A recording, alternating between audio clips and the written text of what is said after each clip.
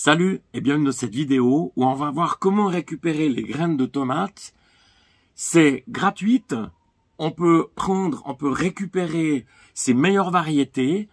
Ici, en l'occurrence, une tomate exceptionnelle, tomate Marie, qui fait presque 800 grammes, avec des couleurs juste magnifiques. Regarde le rouge dessous, là, c'est vraiment trop bien. Alors, on va voir comment récupérer les graines, comment perpétuer cette espèce, et tout ça, c'est gratuit. Il y aura d'autres vidéos qui vont sortir. Si tu veux pas louper, clique en bas à droite sur abonner. Alors, c'est parti sur comment récupérer les graines de tomates gratuitement.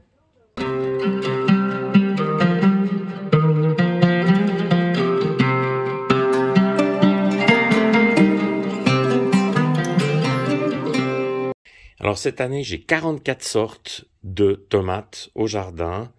Et regarde, c'est juste exceptionnel. Je viens de ramasser cette caisse-là. C'est vraiment trop beau.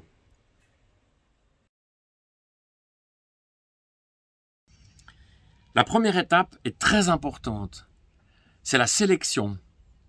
Donc, il faut prendre le plus beau fruit. Il faut pas prendre des fruits petits, moches, etc. Si je veux avoir une tomate comme ça l'année prochaine, il faut que je prenne les plus beaux fruits pour les perpétuer.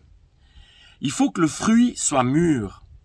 Donc, ça veut dire que celle-ci, on voit si j'enfonce le doigt, on voit le doigt, il rentre. Il faut vraiment que le fruit soit bien mûr. Ça, c'est valable pour tout ce qui est autogame. Ça veut dire aubergine, poivron, piment, tomates, tout ça. Il n'y a aucun risque d'hybridation. On estime que c'est moins de 2%. Et pourtant, l'erreur que font beaucoup de personnes, c'est de prendre des fruits qui sont pas assez mûrs. Alors, c'est parti on va voir maintenant la deuxième étape. La deuxième étape, c'est le prélèvement des graines. Donc pour ça, il faudra un couteau que j'ai bien affûté, une petite cuillère, ce format-là, c'est vraiment l'idéal. Il faudra une petite barquette comme ça. Très important, l'étiquette. Donc ici, ma codification, ça veut dire tomate pour indéterminé, numéro 67. Donc c'est tomate Marie. Bien évidemment, ma tomate avec une assiette parce que on va la manger à midi. Et puis juste une petite planche pour le découper. Donc je viens ici ouvrir la tomate. Et à l'aide de la cuillère, je viens donc récupérer les graines. Ici, on voit bien les graines qui sortent. Alors je peux utiliser les deux côtés de la cuillère. Hein. Si c'est un peu petit, des fois, ça c'est vraiment l'idéal.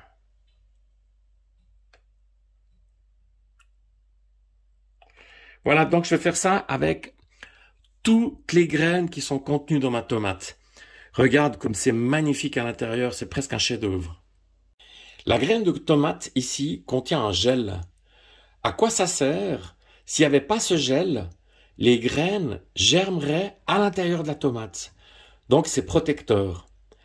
Et on va enlever ce gel en mettant de l'eau directement dans mon petit récipient ici. Alors voilà mes graines.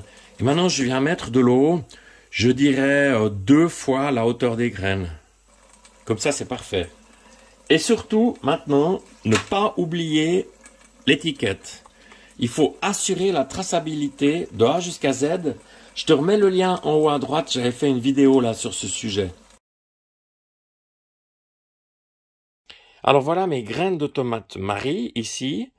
Ici, j'ai d'autres sortes de graines que je suis en train de prélever. Et ça, je vais laisser maintenant 4 à 5 jours jusqu'au moment où il y aura un début de pourriture qui se fera au niveau du bac. Et là, ça veut dire que la gelée qui est autour de la graine aura fondu et on sera prêt pour la 4e étape. Alors nous sommes au 4e jour et on voit déjà maintenant cette petite pellicule ici, cette petite pourriture qui commence à s'installer. Donc ça, c'est parfait. Ça veut dire que la petite gélatine autour de la graine s'est désagrégée.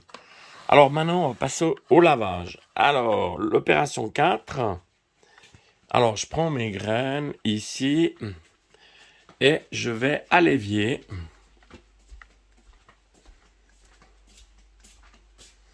Voilà, on y est, mon évier ici. À l'opération, maintenant, je viens simplement ici verser dans l'évier la partie supérieure de l'eau. Et on voit bien que les graines étant plus lourdes, elles vont rester au fond.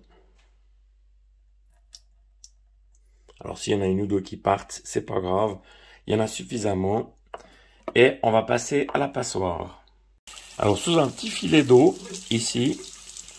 Et là, on voit que les graines, je réussis vraiment bien à les choper. C'est juste magnifique. Alors, l'avantage du système avec ces petits bacs, contrairement aux certains qui les font en gobelet ou autre, c'est que j'ai qu'un seul bac ici qui va me servir à la fois pour enlever la gelée et aussi directement pour les sécher. Donc, je les mets directement dans le bac. Je les sépare un tout petit peu comme ça. Alors j'ai aussi essayé donc le sopalin, le papier ménage, il ne faut plus dire sopalin maintenant. Donc franchement c'est pas terrible, ça colle. Je trouve avec ces bacs c'est beaucoup mieux. Et surtout jamais oublier la petite étiquette qui va venir assurer la traçabilité. Ensuite, on passe donc à la 5e étape, qui est le séchage. Et là, donc, je viens le mettre ici dans mon chauffage. Et là, on observe que j'en ai plein d'autres qui sont aujourd'hui prêts. Donc ici, par exemple, il y a la fameuse Lydie Rose. Donc les graines sont prêtes. Je vais pouvoir maintenant les mettre directement dans les petits emballages. J'avais fait une vidéo là-dessus, je te remets le lien en haut à droite. Et puis, c'est terminé. Voilà, j'espère que cette vidéo t'a plu. Un petit pouce fait toujours plaisir. Merci d'être passé par là. À bientôt.